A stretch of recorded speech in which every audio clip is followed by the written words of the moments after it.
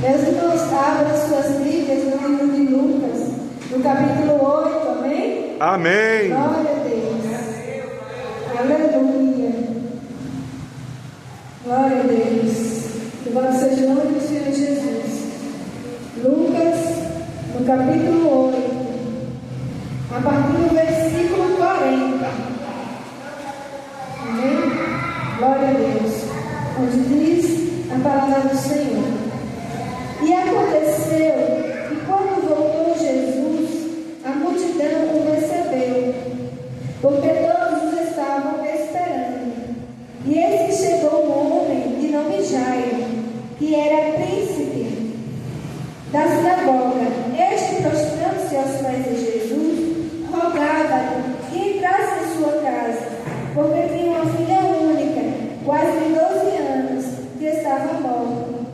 Indo ele, apertava uma multidão, e uma mulher que tinha um fluxo de sangue havia 12 anos, e gastara com os médicos todos os seus haveres, e por nenhum pudera ser curada. Chegando por detrás dele, tocou na orla do seu vestido, e logo estancou o fluxo do seu sangue. E disse Jesus: quem é que me tocou? E negando todos, disse Pedro e os que estavam com ele: Mestre, a multidão te aperta, te oprime, e disse: quem me tocou? E disse Jesus: alguém me tocou, porque bem conheci que de mim saiu virtude.